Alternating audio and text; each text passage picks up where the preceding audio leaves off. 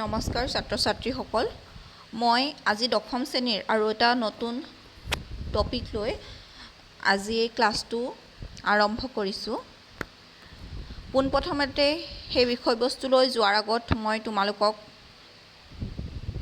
কিছু কথা ক'ম তোমালোকে ফটোখনত দেখিছা যে এইখন মই এখন দোকান ধৰি ললোঁ তুমি কি কৰিলা মাৰ লগত এখন দোকানলৈ গ'লা দোকানখনত তোমাক চকলেট লাগে তুমি কি মায়ে তোমাক ইমানেই লৰালৰি কৰিছে যে তুমি 5 মিনিটতে তোমাৰ মন পছন্দৰ চকলেট কেইটা বাছি লৈ কিনিব লাগে প্ৰথমখন দোকানত দেখিছা চকলেটবোৰ বহুত বিশৃংখলিত হৈ আছে আৰু তোমাৰ এই চকলেটবোৰৰ পৰা নিজৰ মন পছন্দৰ চকলেটটো বাছি উলিয়াবলৈ বহুত সময় দৰকাৰ হ'ব কিন্তু দ্বিতীয় এখন দোকান চোৱা এই দোকানখনত চকলেটসমূহৰ ফ্লেভাৰ বা নাম অনুযায়ী বেলেগে সিস্টেমেটিককৈ সজাই ৰাখিছে এতিয়া তোমাৰ প্ৰথমখন দোকানতকৈ দ্বিতীয়খন দোকানত চকলেট কিনিবলৈ সহজ হ'ব আৰু কম সময় লাগিব গতিকে কোনটো পদ্ধতি উজু দেখিলা যে প্ৰথমখন দোকানতকৈ দ্বিতীয়খন দোকানত তোমাৰ চকলেট কিনিবলৈ সহজ হ'ব কাৰণ কি হৈছে প্ৰথমখন দোকানত চকলেটবোৰ বিশৃংখলিত অৱস্থাত আছে আৰু দ্বিতীয়খনত সিস্টেমেটিক ৰূপত সজাই থোৱা হৈছে এই যে সিস্টেমেটিক ৰূপত সজাই থৈছে চকলেটবোৰ ঠিক তেনেদৰে আমাৰ চৌপাশত বা আমাৰ বৰ্তমানলৈকে যিমানবোৰ মৌল সজ্জিত যিমানবোৰ মৌল পোৱা যায় আমাৰ চাৰিওফালে যিমানবোৰ মৌলৰ বিষয়ে জনা গৈছে সেই মৌলসমূহক সিহঁতৰ ধৰ্ম অনুসৰি পৰ্যায়ক্ৰমে কিছুমান ভাগত বিভক্ত কৰিছে যাতে মৌলসমূহৰ বিষয়ে জ্ঞান আহৰণ কৰিবলৈ সহজ হয় বা আমি মৌলসমূহক সিহঁতৰ ধৰ্ম অনুযায়ী ভাগ কৰিব পাৰোঁ গতিকে আজি মই আলোচনাৰ বিষয়টো হৈছে মৌলৰ পৰ্যায়বৃত্ত শ্ৰেণীবিভাজন অধ্যায় 5 তোমালোকে নৱম শ্ৰেণীত মৌল যৌগ আৰু মিশ্ৰ এইসমূহে আলোচনা কৰি আহিছা বা গম পাই আহিছা মৌলসমূহ সৰল অৱস্থালৈ বিভাজিত কৰিব নোৱাৰি মৌলসমূহ লগ হৈ কি গঠন হয় যৌগ গঠন হয় বৰ্তমানলৈকে কি হৈছে জানানে 114টা মৌলৰ বিষয়ে জনা গৈছে কিমানটা মৌল 114টা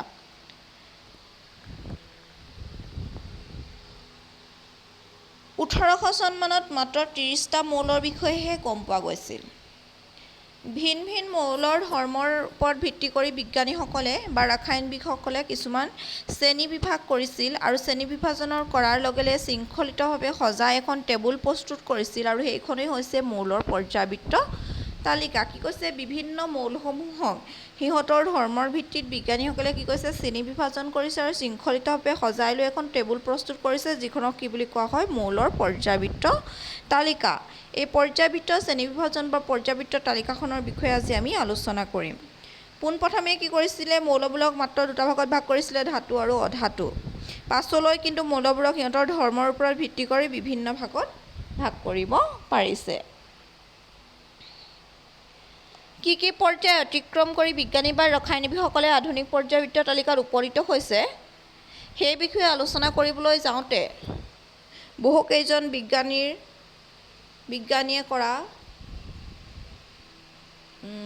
মৌলসমূহৰ ভাগৰ বিষয়ে বা মৌলসমূহক তেওঁ কি ৰূপত কেনেদৰে ভাগ কৰিছে সেই বিষয়ে আলোচনা কৰি ল'ব লাগিব মানে কি হৈছে যি আধুনিক পৰ্যায়বৃত্ত তালিকাখন পাইছেগৈ তাৰ আগত বহুতো ৰসায়নবিদসকলে এইসমূহৰ বিষয়ে অধ্যয়ন কৰি বিভিন্ন মত প্ৰকাশ কৰিছিল আমি আধুনিক পৰ্যায়বৃত্ত তালিকাখন এবাৰ চাই লওঁ তোমালোকে কিতাপত পাবা এইখন তোমালোকৰ এই পাঠটোতে আছে আধুনিক পৰ্যায়বৃত্ত তালিকাখনত দেখিছা কি হৈছে থিয়কৈ এনেদৰে থিয়কৈ 1 2 3 4 5 6 7 8 9 10 11 12টা তেনেদৰে কি হৈছে 18টা ঘৰ আছে আৰু এই 18টা থিয়কৈ থকা ঘৰক বৰ্গ বুলি কোৱা হয় ঠিক তেনেদৰে পথালিকৈ এনেদৰে কেইটা ঘৰ আছে 7টা ঘৰ আছে আৰু এই 7টা শাৰীক কি বুলি কোৱা হয় পৰ্যায় বুলি কোৱা হয় তাৰোপৰি এই 7টা পৰ্যায়ৰ ভিতৰৰ পৰা এই দুটা ঘৰ তাৰ পৰাই উলিয়াই আনিছে।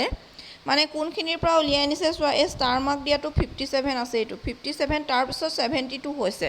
57ৰ পিছৰ পৰা এই প্ৰথমটো লৈ আহিছে, এইটো লেন্থানইড বুলি কৈছে।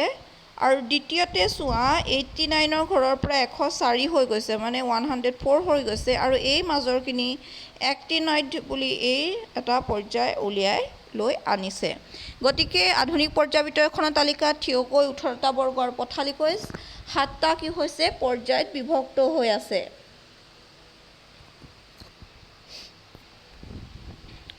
এই 18 নম্বৰ বৰ্গত থকা মৌলসমূহ বা মৌলকেইটা নিষ্ক্ৰিয় বা সম্ভ্ৰান্ত গেছ বুলি কোৱা হয়। এইকেইটা নিষ্ক্ৰিয় বা সম্ভ্ৰান্ত গেছ। এই মৌলসমূহে কোনো ৰাসায়নিক বিক্ৰিয়াত অংশগ্ৰহণ নকৰে। বাকীবোৰে কি কৰে, পৰস্পৰৰ মাজত বিক্ৰিয়া ঘটি সম্ভ্ৰান্ত গেছবোৰৰ দৰে হ'বলৈ বিচাৰে। ফলত কি হয়, নতুন নতুন যৌগৰ সৃষ্টি হয়। আৰু দেখিছে এই আধুনিক পৰ্যায়বৃত্ত তালিকাখনত বিভিন্ন ৰং প্ৰয়োগ কৰিছে। তোমাৰ ফটোখনত ইমান ভালদৰে হোৱা নাই, কিতাপখনত ভালদৰে আছে। এইখিনি হৈছে সেউজীয়া ৰঙৰ, এইখিনি হৈছে সেউজীয়া ৰঙৰ, এইকেইটা হৈছে গুলপীয়া ৰঙৰ, আৰু এইকেইটা হৈছে হালধীয়া ৰঙৰ। ঠিক আছে, এইফালে আছে হালধীয়া ৰঙৰ, এইফালে সেউজীয়া, আৰু এইফালে আছে মাজৰকেইটা হৈছে গুলপীয়া। এই যিকেইটা, কিন্তু এই ওপৰৰ হাইড্ৰজেনটো এইটো হালধীয়া দেই, এইটো হালধীয়া, হাইড্ৰজেনটো হালধীয়া। চোৱা, এই যে এইকেইটা গ্ৰীণ কালাৰ আছে, গতিকে সেই তোমালোকে কিতাপখনত চাই ল'বা চাৰ্টখন, তেতিয়া বেছিদৰে বুজি পাবা। গ্ৰীণ কালাৰ থকাকেইটা ধাতু বুলি কৈছে, আৰু যিকেইটা য়েল্ল' কালাৰ আছে সেইকেইটা অধাতু বুলি কৈছে। সোঁফালে থকাকেইটা অধাতু, বাওঁফালে থকাকেইটা ধাতু। আৰু এই জিগজাগকৈ দুটা লাইন আছে পিংক কালাৰৰ, সেইডাল হৈছে ধাতু কল্প। এই ধাতু কল্পবোৰে কি কৰে, ধাতু আৰু অধাতুৰ উভয়ৰে ধৰ্মবোৰ দেখুৱায়। ধাতু বুলি ক'লে কি ক'ম আমি, যাৰ যোজক কক্ষত 1, 2, 3 বা 3টা ইলেক্ট্ৰন থাকে, 1, 2 বা 3টা ইলেক্ট্ৰন থাকিলে সেইবোৰক ধাতু বুলি কোৱা হয়। অধাতুবোৰ হৈছে যাৰ যোজক কক্ষত 5টা, 6টা বা 7টা ইলেক্ট্ৰন থাকে। আৰু ধাতুকল্পসমূহৰ কি হয়, মনত ৰাখিবা, ধাতুকল্পসমূহৰ মেক্সিমামৰে কি হয়, যোজক কক্ষত 4টাকৈ ইলেক্ট্ৰন থাকে। গতিকে এই পৰ্যায়বৃত্ত তালিকাখন ধাতু, অধাতু আৰু ধাতুকল্প 3টা ভাগত বিভক্ত হৈ আছে। আৰু এই জিগজাগ লাইনবোৰে হৈছে ধাতুকল্প, যিবোৰে ধাতু আৰু অধাতুক বিভক্ত কৰি ৰাখিছে। এইখিনিলৈকে তোমালোকে গম পালা। এইখন পিছলৈও পাবা তোমালোকে আধুনিক পৰ্যায়বৃত্ত তালিকাখন।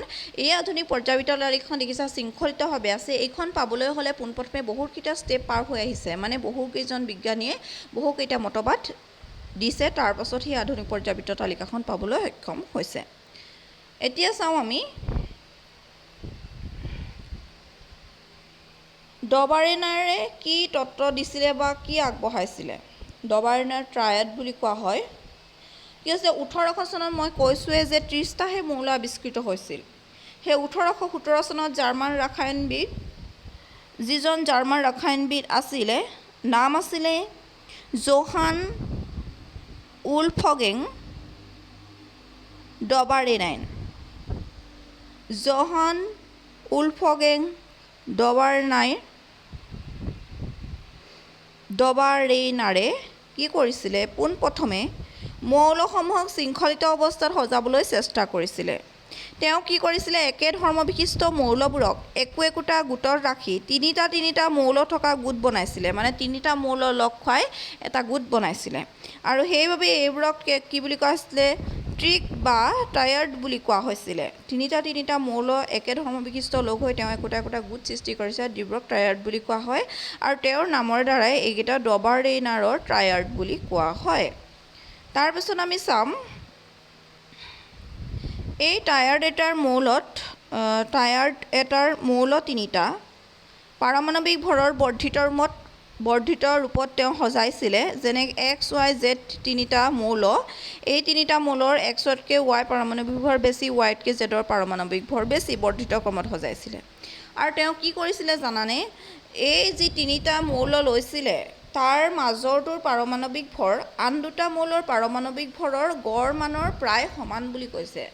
যে এই ট্ৰায়াড 3টাৰ যি 3টা মৌল আছে তাৰ মাজৰটো মৌলৰ পাৰমাণৱিক ভৰ আন 2টা মৌলৰ পাৰমাণৱিক ভৰৰ যিটো গড় মান তাৰ প্ৰায় সমান হ'বও পাৰে বা তাৰ ওচৰা ওচৰি এটা মান পাব পাৰে। এতিয়া ডবাৰেনাৰ ট্ৰায়াডত চোৱাচোন, লিথিয়াম, ছ'ডিয়াম, পটেছিয়াম, কেলছিয়াম, তাৰপাছত আহি গ'ল strontium, barium, bromine, chlorine, bromine, iodine. দেখিছা এইকেইটা ডবাৰ্ণৰ ট্ৰাইড বুলি কোৱা হয়। তাত কি হয় জানানে, যেনিবা এই প্ৰথমটো ল'লোঁ, প্ৰথম তিনিটা ল'লোঁ মই। লিথিয়ামৰ পাৰমাণৱিক ভৰ 6.9 ইউ, AMUটো হৈছে ইউনিট পাৰমাণৱিক ভৰ, তাৰ চমুকৈ ইউ বুলি লিখা হয়। তাৰপাছত তাতকৈ ডাঙৰ হৈছে ছ'ডিয়ামটো 23 ইউ, আৰু আটাইতকৈ ডাঙৰ পাৰমাণৱিক ভৰ হৈছে পটেছিয়াম 39.1 ইউ। এইটো চিৰিয়েলি সজাইছে তেওঁ। এতিয়া চোৱা মাজত আছে ছ'ডিয়াম। ছ'ডিয়ামৰ পাৰমাণৱিক ভৰটো মই উলিয়াইছোঁ। কি কৰিব লাগিব, লিথিয়াম আৰু পটেছিয়ামৰ পাৰমাণৱিক ভৰ দুটা যোগ কৰি গড় মান উলিয়াব লাগিব। এতিয়া লিথিয়ামৰ পাৰমাণৱিক ভৰ আছিলে 6.9 আৰু পটেছিয়ামৰ পাৰমাণৱিক ভৰ আছিলে 39.1 ডিভাইড বাই 2। এই দুটা যোগ কৰিলে আমি পাম 46। তোমালোকে যোগ কৰি চাবা। 46ত 2য়ে হৰণ কৰি আমি 23 ইউ পাম। এতিয়া চোন ছ'ডিয়ামৰ পাৰমাণৱিক ভৰ কিমান আছিলে, 23 ইউ। এইটো ওলাইছে। কেনেদৰে ওলাইছে, প্ৰথম আৰু তৃতীয়টো পাৰমাণৱিক ভৰ যোগ কৰি 2ৰে হৰণ কৰিছোঁ, মানে গড় মানটো উলিয়াই লৈছোঁ, তেতিয়া মাজৰটো পাৰমাণৱিক ভৰ ওলাই গৈছে। তেওঁ কি কৰিছিলে, সেই 30টা মৌলৰ পৰা মাত্ৰ 3টা গোটহে বনাব পাৰিছিলে, মানে 3 3 গুণ তাত কিমান আছে, 3 3 গুণ 9টা মৌলৰহে তেওঁ কি কৰিব পাৰিছিলে, এনেকৈ গোটত সজাব পাৰিছিলে। বাকী 21টা মৌল তেওঁ সজাব নোৱাৰিলে। বাকী 21টা মৌল তেওঁ সজাব, এই ছিষ্টেমটোত সজাব নোৱাৰিলে।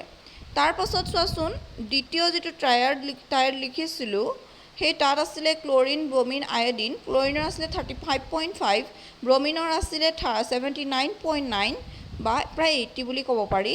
আয়ডিনৰ আছিলে 126.9। এতিয়া মাজত আছে ব্ৰমিন।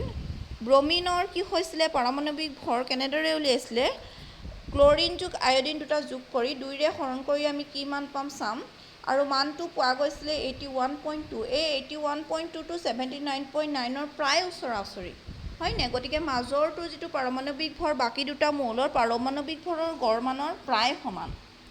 এইটো কোনে কৈছিলে, ডবাৰ্ণাৰে কৈছিলে। কোনে কৈছিলে, ডবাৰ্ণাৰে। তাৰপাছত কি কৈছিলে, তেওঁ যিহেতু কি কৰিলে, 30টা মৌলৰ পৰা তেওঁ মাত্ৰ 9টা মৌলহে এনেদৰে শ্ৰেণীবিভাগ কৰিব পাৰিছিলে, বাকী 21টা যিহেতু কৰিব নোৱাৰিলে, গতিকে সেইবাবে ট্ৰায়াড হিচাপে শ্ৰেণীবিভাজনৰ এই পদ্ধতিটো ব্যৱহাৰৰ উপযোগী নাছিল বুলি কৈছে। এইটো তেওঁৰ ডিছএডভান্টেজ। আহিব পাৰে ডিছএডভান্টেজটো কি, বা কি বুলি কওঁ, সীমাবদ্ধতা বুলিও কোৱা হয় বা আহুৱাহ বুলিও কোৱা হয়, কি আহিব পাৰে।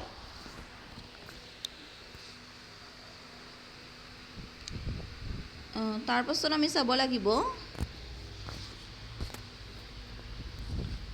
এইখিনিলৈকে তোমালোকে গম পালা ডবাৰ্ণাৰে কি কৰিছিলে, কেনেদৰে ট্ৰায়াড গঠন কৰিছিলে, এইখিনি কথা গম পালা।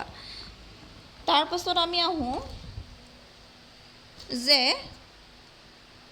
নিউলেন্সৰ অষ্টক সূত্ৰটো কি, ল' অফ অক্টেভ, এই সূত্ৰটোনো কি আমি জানিব লাগিব। 1864 চনত কি কৰিছিলে, ইংৰাজ বিজ্ঞানী জন নিউলেন্সে সেই সময়ে আৱিষ্কৃত মৌলসমূহক সিহঁতৰ কি কৰিছিলে, পাৰমাণৱিক ভৰৰ বৰ্ধিত ক্ৰমত সজাইছিলে। আৰু তেওঁৰ এই ক্ৰমটোত, তেওঁ যিটো উলিয়াইছিলে, সেই ক্ৰমটোত তেওঁ কম পাৰমাণৱিক ভৰ মৌল হাইড্ৰজেনৰ পৰা আৰম্ভ কৰি 56তম মৌল, যিটো 56তম মৌল আছিলে থৰিয়াম, সেই থৰিয়ামত তেওঁ শেষ কৰিছিলে। হাইড্ৰজেনৰ পৰা আৰম্ভ কৰিছিলে আৰু থৰিয়ামত তেওঁ শেষ কৰিছিলে। তেওঁ দেখিছিলে যে 1 2 3 4 5 6 7 এনেদৰে যেতিয়া ভাগ কৰি যায়, পুনৰ 8 নম্বৰ মৌলটো কি হৈছিলে, 1 নম্বৰ মৌলটোৰ লগত একে ধৰ্ম বিশিষ্ট হৈছিলে। অৰ্থাৎ প্ৰতি 8 নম্বৰটোৰ মূৰে মূৰে ধৰ্মৰ কি হৈছিলে, পুনৰাবৃত্তি ঘটিছিলে। সেয়েহে এইটোক কি বুলি কোৱা হয়, অষ্টক সূত্ৰ বা অষ্টক ল' অফ অক্টেভ বুলি কোৱা হয়। কাৰ, নিউলেন্সৰ। প্ৰতিটো অষ্টম মৌলৰ ধৰ্ম প্ৰথমটো মৌলৰ লগত একে, আৰু তেওঁ এই অষ্টকটো কি কৰিছিলে, সংগীতৰ অষ্টকৰ সৈতে তুলনা কৰিছিলে। যেনে হাইড্ৰজেন, লিথিয়াম, বেৰিয়াম, বৰণ, বেৰিলিয়াম, বৰণ, carbon, nitrogen, oxygen, fluorine, sodium, magnesium, aluminium, silicon, phosphorus, sulphur এইকেইটা দেখিছা। গানৰ কেনেদৰে কৈছিলে চোৱা, সা ৰে গা মা পা ধা নি। আকৌ যিটো সা আহিছিলে সেই সাটো আকৌ 8 নম্বৰৰ মৌলটোতে পৰিছিলে, গতিকে সাৰে আৰম্ভ হৈ সাতেই পৰিছিলে। এইটো হৈছে 8 নম্বৰটো, প্ৰথমটোৰ লগত ধৰ্ম একে। আৰু কি কৈছিলে, সেইকাৰণে ইয়াক কি বুলি কোৱা হৈছিলে, অষ্টক সূত্ৰ বুলি কোৱা হৈছিলে। তাৰপাছত চোৱাচোন, নিউলেন্সৰ যি অক্টেভ, এইখন হৈছে অক্টেভৰ তালিকা। তাৰ কিছুমান ডিছএডভান্টেজ আছে বা আহুৱা আছে। কি কৰিছিলে, তেওঁ কেৱল কেলছিয়াম পৰ্যন্তহে এইখন প্ৰযোজ্য হৈছিলে। যিখন অক্টেভ আছিলে সেইখন কেলছিয়ামলৈকেহে প্ৰযোজ্য। কেলছিয়ামৰ পাছৰ অষ্টক মৌল একোটাৰ ধৰ্মবোৰ প্ৰথমটোৰ সৈতে একে নাছিল। কেলছিয়ামৰ পাছৰ যিবোৰ মৌল আছে সেইবোৰে অষ্টক ৰুলটো ফ'ল' নকৰে। আৰু কি কৈছিলে, তেওঁ 56টা মৌল থকা বুলিহে জানিছিল আৰু ভৱিষ্যতে মানে অধিক মৌল আৱিষ্কাৰ নহ'ব বুলিয়ে ধৰি লৈছিল। কিন্তু পৰৱৰ্তী কালত যিখিনি নতুন মৌলৰ সৃষ্টি বা উদ্ভাৱন হৈছিল বা গম পোৱা গৈছিল, এই নতুন মৌলসমূহে এই অষ্টক ধৰ্মটো মনা নাছিল। এইটো 2 নম্বৰ আখুৱা। আৰু 3 নম্বৰ আখুৱাটো চোৱা, একেটা স্থানত দুটা মৌলক স্থান দিয়াৰ লগতে, একেটা স্থানতে দুটা মৌলক স্থান দিছে দেখিছা, কোবাল্ট আৰু এইটো হৈছে কোবাল্টকো দিছে একেটা স্থানতে, আৰু লগতে কাক দিছে, আমাৰ এইটো নিকেলক দিছে, একেটা স্থানতে দিছে দেখিছা। একে স্থানত দুটা মৌলক স্থান দিয়াৰ লগতে ধৰ্মৰ মিল নথকা কিছুমান মৌলকো একেটা স্তম্ভতে অন্তৰ্ভুক্ত কৰিছে। যেনে কোবাল্ট আৰু যিটো নিকেল আছে, নিকেলৰ ধৰ্ম, কোবাল্ট আৰু নিকেলৰ ধৰ্ম ফ্ল'ৰিন, ক্ল'ৰিন আৰু ব্ৰমিনৰ সৈতে একে নহয়, যদিও সিহঁতক একেটা স্তম্ভতে ৰাখিছে, হয়নে। তাৰ পাছত আকৌ চোৱা, আইৰণটো কোনখিনিত আছে চোৱা চাৰ্টখনত, এইটো আইৰণৰ ধৰ্ম কোবাল্ট আৰু নিকেলৰ সৈতে একে, যদিও তাৰ পৰা আঁতৰত ৰাখিছে। এইটো হৈছে তাৰ এটা আখুৱা। মানে একেটা স্থানত দুটা মৌলক স্থান দিয়া হৈছে যদিও ধৰ্মৰ তেওঁলোকৰ মিল নাই, আৰু কিছুমান মৌল ধৰ্মৰ মিল আছে যদিও তাৰ পৰা আঁতৰাই ৰাখিছে। তাৰপিছত চোৱা, এই ধৰ্ম পাৰমাণৱিক ভৰ কম অৰ্থাৎ পাতল মৌলবোৰৰ ক্ষেত্ৰতহে প্ৰযোজ্য হৈছে। যিটো অষ্টক ৰুল সেইটো হৈছে পাতল মৌলবোৰৰ ক্ষেত্ৰতহে প্ৰযোজ্য আছিল। এইকেইটা আছিলে আখুৱা। আজি আমি কি গম পালোঁ যে আধুনিক পৰ্যায়বৃত্ত তালিকাখন যোৱাৰ আগতে আমি কি পৰ্যায়ত ৰসায়ন বিজ্ঞানীসকলে মৌলসমূহক ভাগ কৰিছিল, কি ধৰ্মৰ ভিত্তিক ভাগ কৰিছিল, কেনেদৰে সূত্ৰ আৱিষ্কাৰ কৰিছিল, সেইখিনি গম পালোঁ। আৰু তাৰ ক্ষেত্ৰত আমি প্ৰথমতে কাৰ কথা পাইছিলোঁ, আমি এইখিনি আধুনিক পৰ্যায়বৃত্ত তালিকাখন নোপোৱাৰ আগতে প্ৰথমে আমি পঢ়িছিলোঁ যে ডবাৰেনাৰৰ যিটো ট্ৰায়াড, সেইটো কথা পঢ়িছিলোঁ। তাৰপাছত আমি পঢ়িলোঁ নিউলেন্সৰ অষ্টক সূত্ৰৰ বিষয়ে পঢ়িলোঁ, আৰু এই দুটা সূত্ৰত কিছুমান আহুৱা আছে, সেইখিনিৰ বিষয়ে গম পালোঁ। তোমালোকৰ কিতাপৰ প্ৰশ্নাৱলীৰ 81 পেজত 3টা প্ৰশ্ন আছে। এই মই আজি পঢ়োৱা মানে টপিকটোৰ ওপৰত ভিত্তি কৰি 3টা প্ৰশ্ন আছে, সেই প্ৰশ্ন 3টা তোমালোকে কৰিবলৈ চেষ্টা কৰিবা। আজিলৈ ইমানতে সামৰোঁ। ধন্যবাদ। তোমালোকে যদি মোৰ চেনেলটো নতুনকৈ চাইছা তেনেহ'লে লাইক কৰি দিবা, ছাবস্ক্ৰাইব কৰি দিবা, আৰু লগতে শ্বেয়াৰ কৰি দিবলৈ নাপাহৰিবা। ধন্যবাদ।